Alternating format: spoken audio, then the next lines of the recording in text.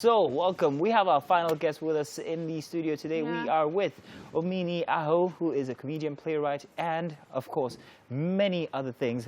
Now, he's wearing his face mask, but I'm going to ask him to take it off. I'm sure he's got something prepared with for us with that, but we want to see the man himself. No, I don't, you know, these days, people just, you know. There he is. I have to take Yay! it out. You know, these days, like, face mask is part of our lives, you know. The other day I was at the bank, I was wearing face mask and shades, you know. At some point, I started feeling like a bank robber, you know. So it's interesting you would mention that because there was a day I was walking past somebody that was wearing a black beanie and black face mask, and it just struck me that it's so easy now to let's pass, you know.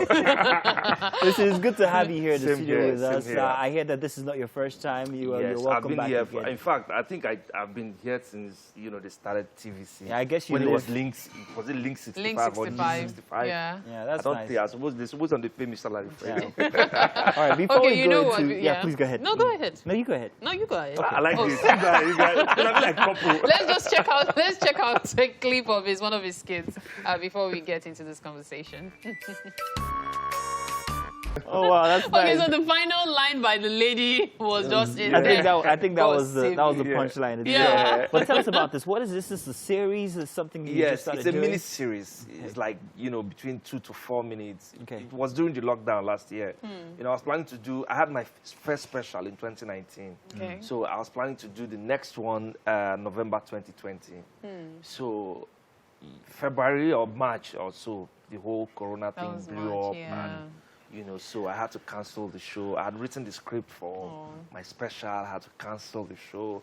So around April, you know, no hope, nothing was happening. We're just in the house, locked up and all that. So I just thought, okay, I need to do something that, you know, at least entertain people in another way, since we can't go for shows and all that. So it would seem that the pandemic actually affected a lot of comedians. I think we're the most affected people in the world.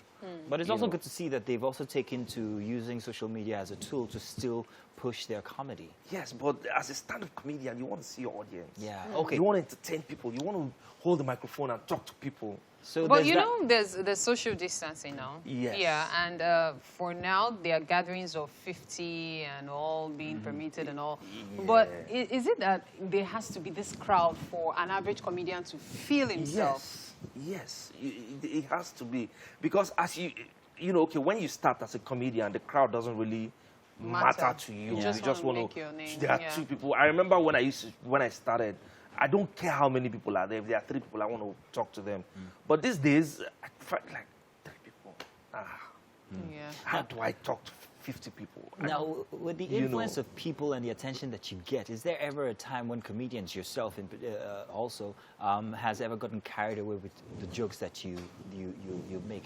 Because I remember one instance where a certain somebody came backstage to come and meet you over something that you said. Yes. You see, as a comedian, if you're not ready to take a joke, don't go to a comedy show. You're going to get offended. Don't watch it. Like, okay, what's it called? Dave Chappelle did a special. And he said, something he said, if you know you don't want to get offended, don't watch this video. True. Because you're going to get offended. Yeah. Comedy has to, whether you like it or not, will offend somebody. Forget, you have to do this joke. It will affect somebody somehow, somewhere. I might not talk about you. I might talk about your clothes. I might talk about your tribe. I might talk about... It has to be something. That's So, jokes. you know, it's funny you would talk about the Dave Chappelle angle because there's also the fact that most Nigerian comedians don't put the disclaimer.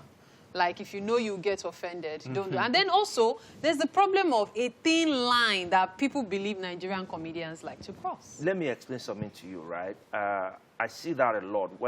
If you type Nigerian comedian, say, on Twitter now, you would see so many nasty things that people would say about Nigerian comedians. Oh, Nigerian comedians should learn from American comedians. Nigerian comedians should learn from comedians. Everybody if you go down, you see that a lot. Okay. If you type it now, you see it. Oh, Nigerian comedians are these. You know, derogatory comments and all that.